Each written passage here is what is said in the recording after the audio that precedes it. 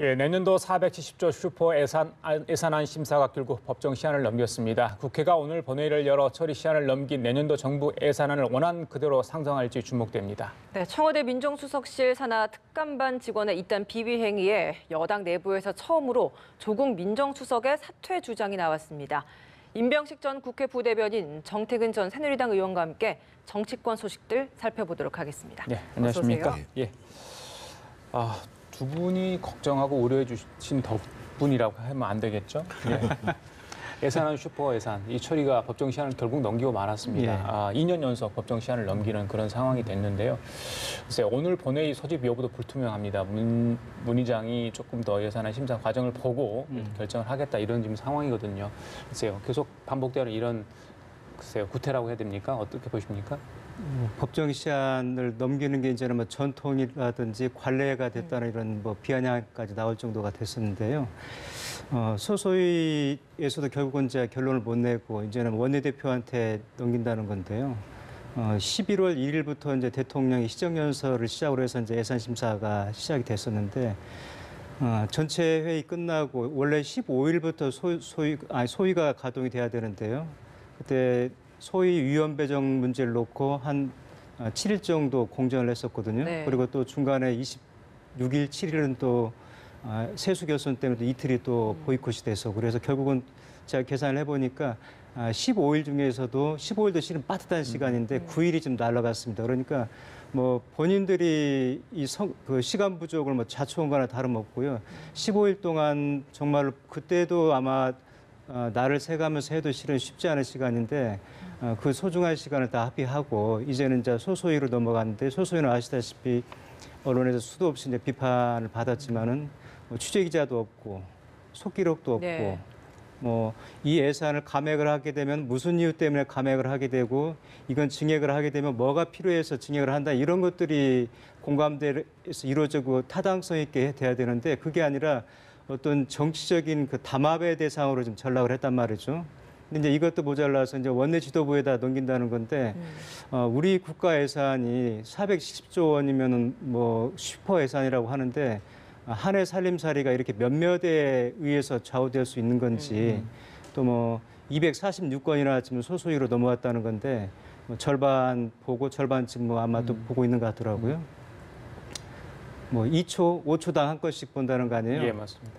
그 중요한 예산을 그렇게 처리해도 되는 것인지 이번 기회에 정말로 이런 관행을 좀 바로잡기 위해서 국회의장이 좀 의지를 가지고 각 당의 지도부를 압박하는 것도 중요하지만 전에도 제가 말씀드렸듯이 상시국감 플러스 상시 예산심사 제도를 좀 할 때가 되지 않았는가 이런 걸 좀 생각을 해봤습니다. 예. 여야 모두 책임이죠? 어느 한쪽의 책임이라고 보기 좀 어렵죠? 예, 이게 이제 헌법 위반의 문제이기도 하지만 어떻든 이제 이 470조 5천억이라는 게 국민들의 세금으로 다 내가지고 하는 거기 때문에 정말 그 엄밀한 심사가 필요한데 이거를 지금 그 여야당에다가 호소한다고 또는 이제 뭐 국회의장이 호통을 친다고 될 수 있는 문제는 아니고요. 근본적인 제도 개선이 필요하다고 보여집니다. 예를 들면 지금 미국 의회 같은 경우가 미국 의회는 저희하고 다르게 이제 10월 달에 회계연도가 시행되는데요. 시작되는데 대략 8개월 전에 예산안을 제출합니다. 우리는 120일, 4개월 전에 제출을 하거든요. 그래서 미국 같은 경우가 보통 상원에서 실질적으로 2달 이상 심사를 하고 하원에서 한 그 2달 반, 석 달 정도 심사를 해요. 그래서 저희도 지금 예산안 제출 시기도 좀 당기고 뭐 정기국회 때 정말 집중적으로 좀 예산안이 심사가 되기 위해 가지고 그래서 이제 그러려면 앞에 나오는 것처럼 이제 결산도 좀 당겨야 되고 꼭 국정감사를 정기국회 때 해야 되는 문제도 사실 검토해야 될 필요가 있어서 국회법 전반 그리고 국가지자체법상 예산안을 좀 빨리 당기는 문제를 좀 검토를 해야 될 것 같고요. 또 한 가지는 지금 계속 말씀하시는 것처럼 특히 이제 뭐 그 규정에도 없는 소소위나 지금 뭐 2+2+2+에서 무슨 정책위의장끼리 협의하고 원내대표 협의한다고 얘기하는데 이게 지금 기록이 안 남거든요. 근데 원래 국회법에 보면 57조 5항에 보면은 공개를 원칙으로 한다. 소위원회도 그러면서 단서조항을 이렇게 걸어놨어요.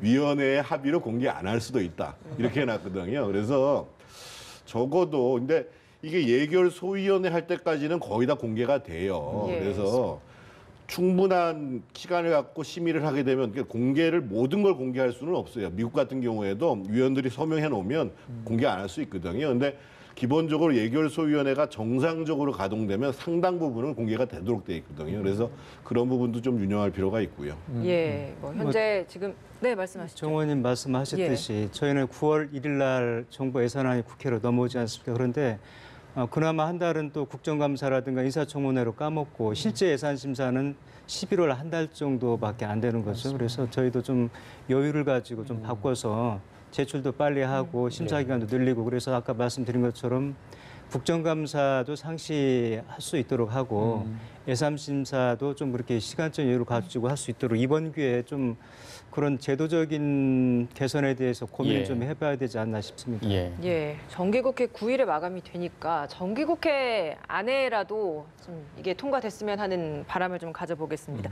청와대의 악재가 끊이지 않는데 이 이야기도 좀 해봐야 되겠죠. 특감 수사관의 비위 행위에 이어서 이번에는 특감반 이외 민정수석실 또 다른 직원이 주말에 골프를 쳤다라는 의혹이 일고 있는데 뭐 사실관계는 조금 더 따져봐야 되는 부분인 것 같습니다만 어찌됐든 이렇게 민정수석실 내에서 이런 비위 행위가 계속 나오고 있다라는 것 자체가 큰 문제가 아닌가라는 생각은 듭니다. 어떻게 보십니까?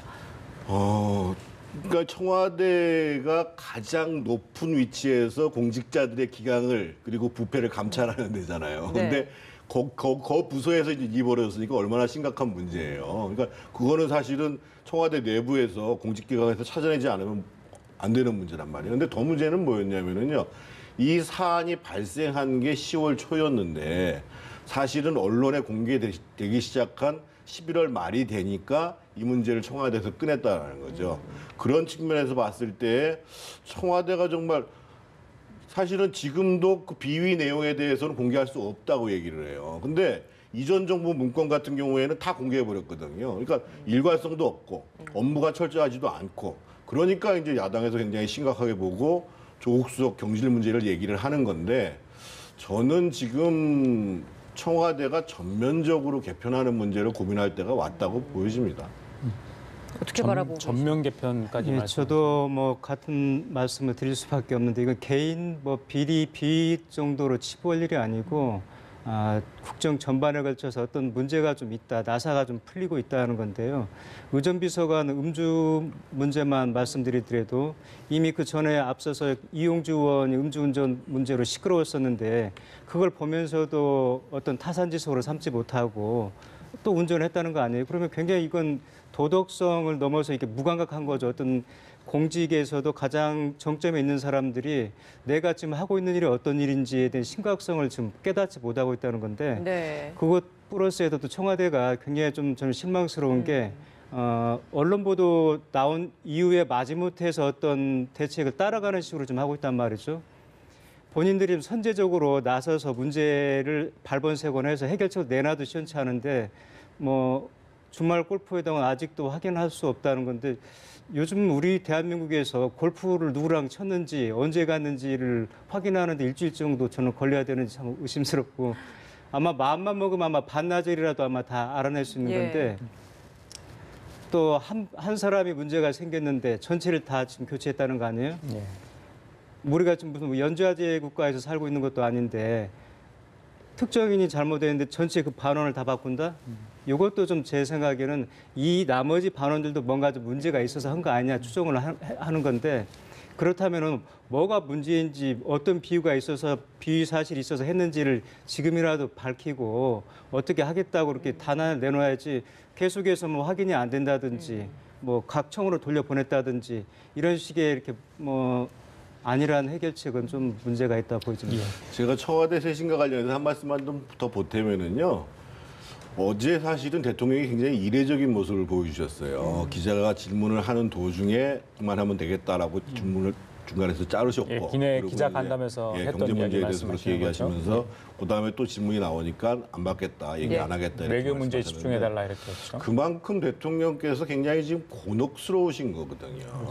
근데 그 곤혹한 정도를 참모들이 받아들이고 그 출구를 열어나가는 자세를 보여줘야 되거든요. 그래서 저는 이 정도 시점이 됐으면 나중에 대통령께서 어떻게 결단을 하시든지 간에 비서실장이야 수석 비서관급은 대통령 오시면 우리가 다 사표를 제출하겠다. 대통령의 처분을 기다리겠다. 이런 정도의 자세를 보여줘야 그나마 이제 뭔가 그래도 좀 변하려고 하는가 보다 하는데 지금 상황은 어떤 상황이냐면요. 다시 민주당으로 공이 넘어와가지고 민주당 내부에서 조국 수석 거취의 문제를 가지고 논쟁이 벌어지고 있는 상황이에요.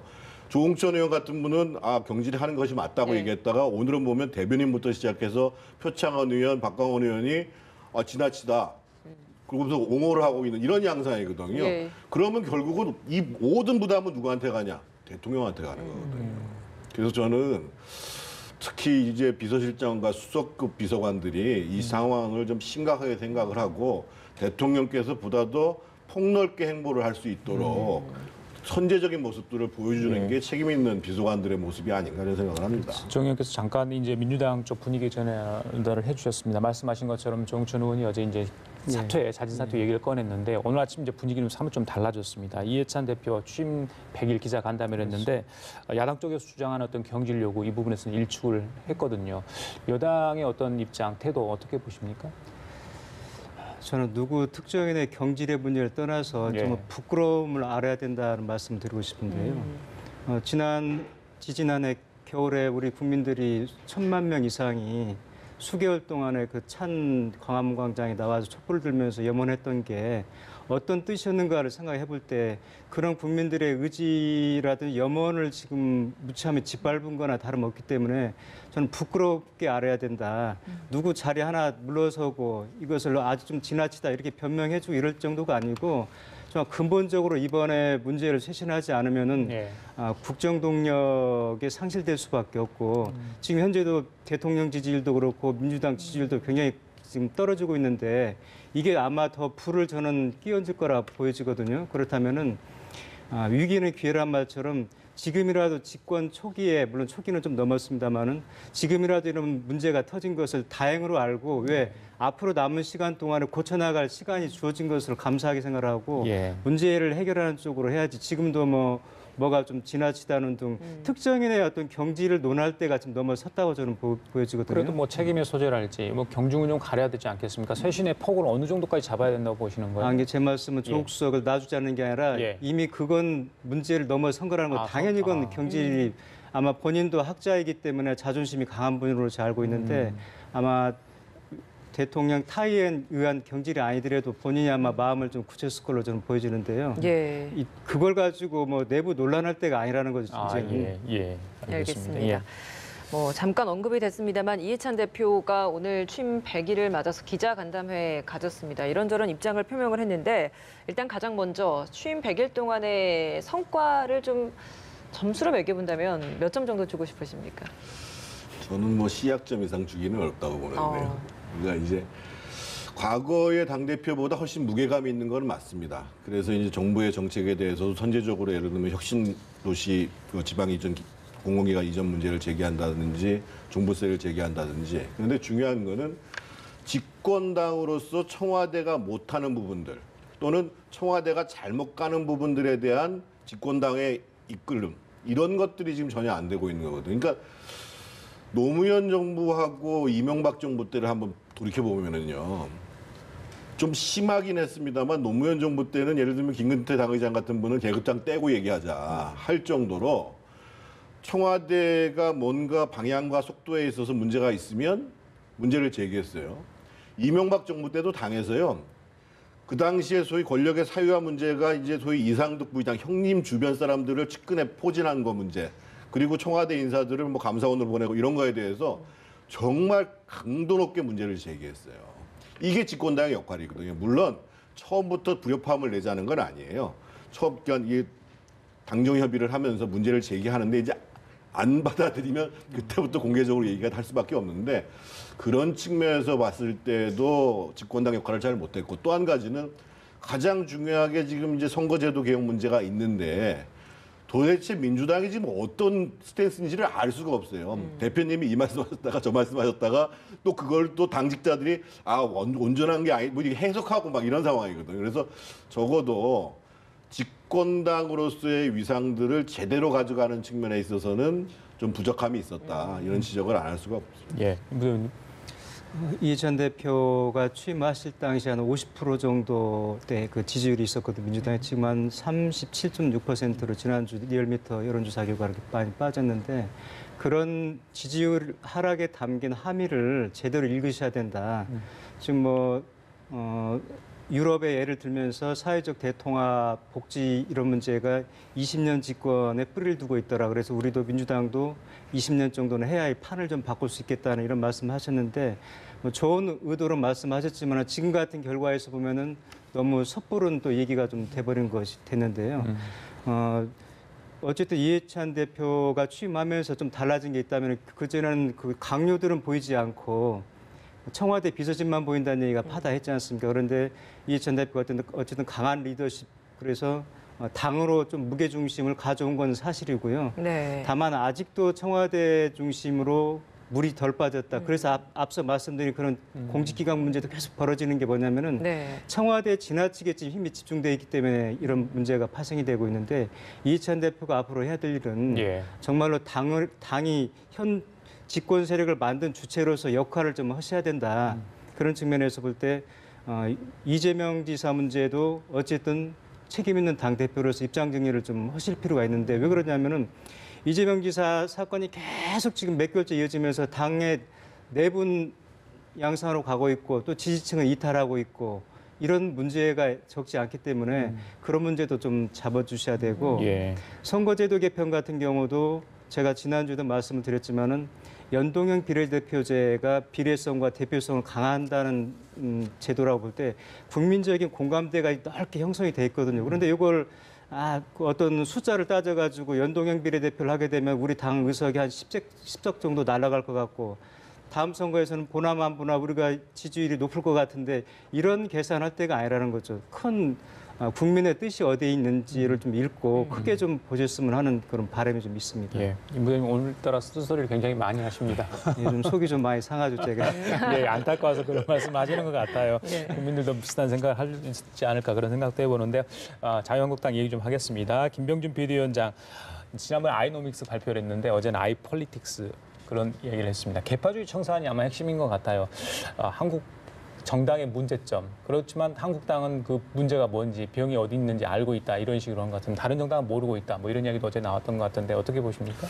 확실히 김병준 비대위원장이 학자 출신이어가지고 쉬운 말을 어렵게 해요. 근데 뭐 아이노믹스도 그렇고 아이폴리틱스도 그렇고 좀 국민들한테 좀 와닿지 않은데 예를 들어 개파주의 문제가 이렇습니다. 그러니까 지금 이제 확실하게 지금 문제가 되는 게 이제 소위 친박 개파잖아요. 그 나머지 중에서는 뭐 친이라고 있는 게 아니라 뭐 중립도 있고 비주류가 있잖아요. 그래서 과거에 친박을 중심으로 하던 개파 이것은 바람직하지 않다 이렇게 분명히 얘기하면 되거든요. 그런데 그거를 자꾸만 개파주의 얘기를 하면서 아마 머릿속에서는 뭐 홍준표 계보, 김무성 계보 이런 것도 좀 생각을 하시는지 모르겠습니다만 제가 보기에는 이제 문제를 좀 분명하게 얘기할 필요가 있는 것 같고 문제는 이제 앞으로 그렇게 개파주의가 청산돼야 된다라고 얘기를 하지만 앞으로 지금 이제 산 넘어 산이거든요. 당장 원내대표 선거가 있고 전당대회가 있고 그다음에 이제 내년 지방선거, 내년에 재벌권 공천 문제가 있고 이럴 때 실제로 그러면 개파에 의한 당권이라든지 개파에 의한 원내대표 선출이 아니도록 만들 수 있는 방안이 뭐냐. 네. 이거를 이끌어내는 게 지도자고 그것을 얘기하는 것만 가지고는 의미가 없다는 거죠.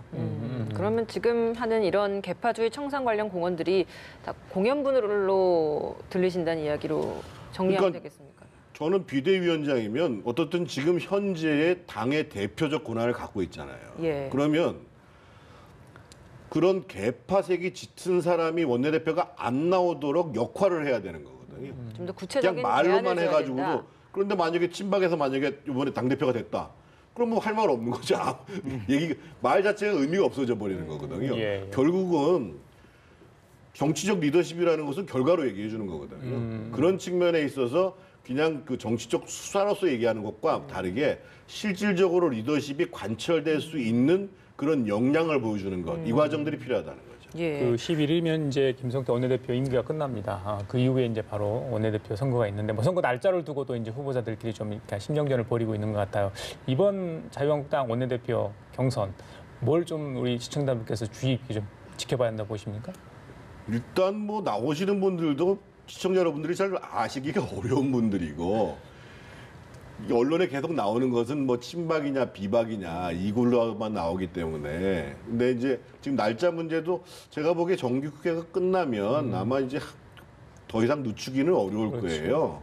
그런 상황인데 근데 만약에 이번에 이제 지금 전체적으로 계속 나오는 것은 이번 원내 선거부터 시작해서 뭔가 보수 대통합의 기운이 모여지냐 여기에 관심이 있잖아요. 최근에 이제 오세훈 전 시장도 입당을 하고 뭐 황교안 전 총리도 무슨 힘을 합할 필요가 있다 이렇게 얘기를 하는데 과연 그러면 이번 원내대표 선거가 그렇게 보수 대통합의 기운을 살리는 방향으로 갈 거냐 아니면 분열의 과정으로 갈 거냐 이게 이제 관심 포인트가 되겠죠. 그렇죠.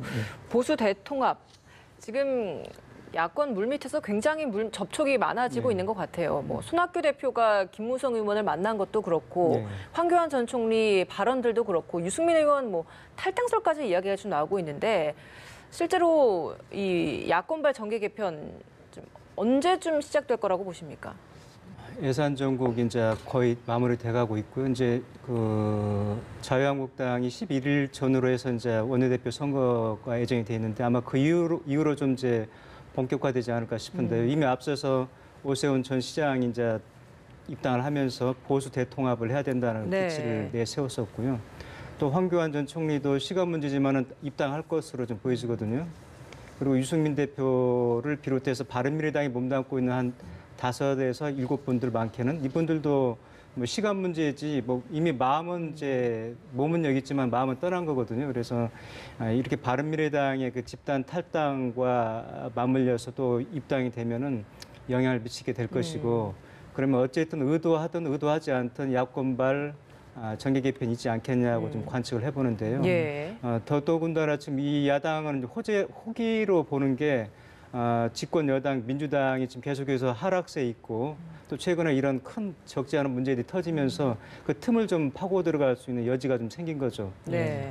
게다가 되고 또 한국당은 어쨌든 간에 촛불 전국 이후에 지금 최대 지금 지지율 26.7%까지 올라갔더라고요. 그러니까 뭐 본인들이 잘해서 올라간 건 아니겠습니다만 어쨌든 반사이익을 누리면서 한쪽은 경쟁 관계에 있는 민주당은 떨어지고 있고 자신들은 올라가고 있고 이런 호기를 놓치지 않겠다는 뜻도 예. 보이고 그래서 아마 정계 개편은 어쨌든 일어날 텐데 그 폭과 대상이 어디까지 될지는 좀 더 지켜봐야 될 것 같습니다. 야권발 정계 개편 그 구심점이랄지 주촉, 주도할 수 있는 지금 여지가 있는 세력들 아니라면 인물들 지금 보수 야당의 잠룡들이 여기에 적극적으로 개입할 것으로 보십니까? 어떻게 보세요? 이게? 쉽지 않을 겁니다. 예. 그러니까 지금 예를 들면 자유한국당 내부를 들여다보면 한 4개 정도의 세력군이라고 봐야 되거든요. 친박이 하나 있을 거고 중립이라고 하는 분들이 있고 김무성 의원을 중심으로 한 복당파들이 있고 또 홍준표 대표를 전 대표를 중심으로 한 그룹들이 있고 그리고 조금 전에 말씀드렸던 것처럼 일단 이번 원내대표 선거가 어떻게 결과가 나올 건지 그리고 어떻든 내년 2월 달에 있는 전당대회 때 누가 대표가 될지에 따라 가지고 바른미래당에 있는 분들도 이걸 합류를 해야 되는 건지 말아야 되는 건지 예를 들면 최악이라고 그러면 좀 이상하죠. 만약에 친박이 만약에 당권을 갖게 됐다 그러면 유승민 대표 이런 사람은 올 가능성이 없거든요. 다만 지금 양상으로 봐서는 이쪽 소위 자유한국당을 중심으로 한 정계개편보다는 바른미래당이 훨씬 더 빨리 쪼개질 가능성이 있다라는 것은 좀 분명한 것 같고 예. 아마 그래서 지금 이학재 의원 같은 경우가 12월 중에 탈당한다고 얘기하는데 탈당해도 바로 자유한국당에 올 것 같지는 않아요. 그래서 예. 지금 이제 유승민 의원을 중심으로 해서 좀 이제 앞으로 어떻게 가야 될지를 좀 상황을 본 다음에 최종적으로는 그 전당대회가 끝나고 그리고 이제 특히 내년 4월 달에 재보선이 굉장히 중요하거든요. 예. 그 결과가 끝난 다음에 아마 이제 본격적인 흐름들이 이어가지 않을까 생각합니다. 바른미래당은 다시 분열할 것으로 예상을 하십니까? 지금은 이미 조금씩 다 쪼개져 나가는 양상을 보이잖아요. 예. 거기서 이제 예를 들면 유승민 쪽에 있는 사람들이 대거 이탈한다. 지금 보면은 하태경 의원과 정운천 의원을 제외하고는 거의 마음은 떠나 있는 모양새를 지금 보이고 있지 않습니까? 예. 그래서 이제 그 바른미래당의 분열은 더 빠를 수밖에 없지 않은가 이렇게 예측을 해봅니다. 알겠습니다. 저도 개인적으로 바른미래당 의원들 몇 분을 제가 친하게 지내는데요. 저하고 사석에서 있을 때 그분들은 유승민 세력도 아니고 그런데도 탈당 의지를 아, 저한테 여러 번 그렇습니까? 시사를 예, 하고 예. 신당 얘기까지 하시더라고요. 예. 제가 밝히지는 못합니다만 그런 걸로 볼 때 이미 바른미래당의 내부는 예. 시작이 됐다. 예. 시간만 남은 것 같습니다. 손학규 대표 엊그저께 의원총회 때 의원수 부족해서 이게 뭐냐 했던데 뭐 그런 것도 참 반영된 거 아닌가 이런 생각도 해봅니다. 지금 방금 들어온 소식인데요. 오늘 예산안 본회의 상정 관련해서 문희상 국회의장과 여야 3당 원내대표 회의를 했는데 좋은 결과는 없었다고 합니다. 안타까운데 좀 더 지켜보도록 하겠습니다. 자, 지금까지 임병식 전 국회 부대변인 정태근 새누리당 의원과 함께 얘기 나눠봤습니다. 말씀 잘 들었습니다. 고맙습니다. 고맙습니다.